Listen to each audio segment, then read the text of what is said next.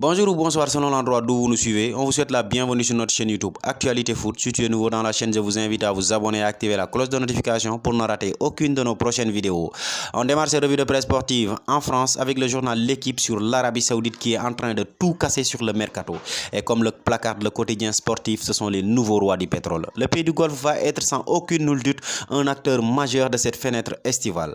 Allez, on ouvre une grande page mercato et on file en Angleterre avec un acteur majeur ces derniers jours, Arsenal.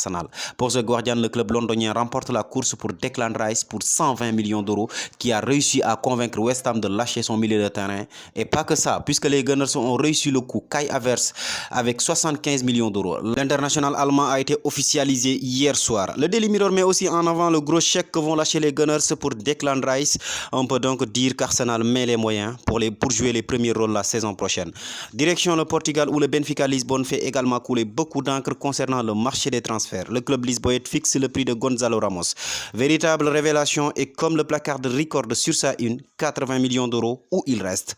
Le média indique que l'attaquant a connu la meilleure saison de sa carrière. Il a été associé par plusieurs cadors européennes. Mais pour s'attacher ses services, il va falloir mettre la main à la poche et 80 millions d'euros semble être le prix inévitable pour l'international portugais. Le Correo da Manhã par contre revient sur l'arrivée éminente d'Angel Di Maria à Benfica Lisbonne. On peut dire que c'est un retour puisque l'international argentin avait évolué sous les couleurs lisboètes entre 2007 et 2010. On peut bien dire aussi que c'est un choix de cœur pour Angel Di Maria de revenir là où tout a démarré. Direction l'Espagne où si Jude Bellingham fait la une du journal AS car l'anglais est attendu par la presse madrilène. On peut dire que les journaux madrilènes sont impatients de recevoir leur joyau pour la première fois à une entretien exclusive.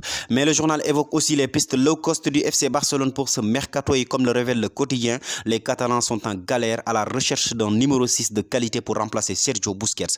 Oriol Romeu, le pivot de Girone, est choisi. Et au poste de latéral droite, Franesda semble être le renfort idéal pour le FC Barcelone. Le Sporting revient également sur ses pistes et estime que les difficultés du FC Barcelone à obtenir l'arrivée de Brozovic ou encore Dani Parejo font de l'alternative de signer Oriol Romeu une option de plus en plus réelle. Mais peut-être avec un dégraissage, ils auront les moyens de trouver un numéro 6 de très haut niveau, qui sait encore.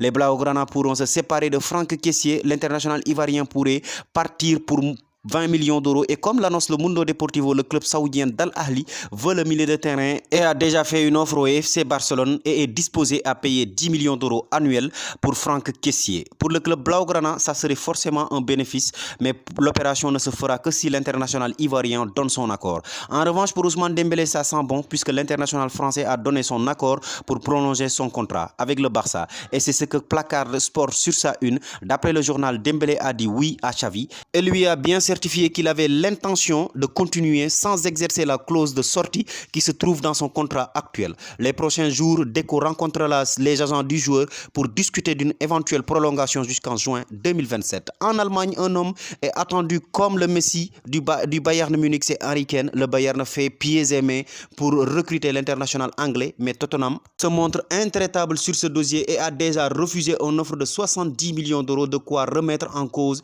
une arrivée cet été. C'est ce que se demande Bild d'ailleurs sur sa une. Kane ne viendra-t-il pas jusqu'en 2024? Et c'est bien possible car l'international anglais sera libre de tout contrat en 2024. Mais le Daily Express nous indique de son côté que le Bayern Munich ne lâche pas l'affaire et compte s'offrir le capitaine des Three Lions. Le média allemand Aben Zeitung est très confiant pour eux. Kane est le nouveau Lewandowski, un profil de numéro 9 tueur qui a énormément manqué au Bayern Munich cette saison. On termine en Turquie avec deux joueurs de l'OM qui font la une de photomatch. Selon le média local, Alexis Sanchez et Chelsea Under sont très courtisés par le Galatasaray. Le club travaille d'arrache-pied pour arracher les deux stars marseillais et les ajouter à son effectif la saison prochaine. Alors que Sanchez sera libre de tout contrat dans 48 heures et ils sont aussi prêts à lui offrir un salaire conséquent. Le club stambouliote veut aussi rapatrier la star locale Under dont le prix est estimé entre 20 et 25 millions d'euros, mais son avenir dépendra du nouveau coach qui est Marcelino. Et pour terminer avec le Galatasaray, la Gazzetta dello Sport nous apprend que Nicolo Zaniolo n'est pas assuré de rester à Galatasaray car la Juventus de Turin aimerait bien relancer le milieu de terrain offensif. C'était tout pour aujourd'hui les amis. Si la vidéo vous a plu, merci de la liker et merci de vous abonner au passage. À très bientôt les amis.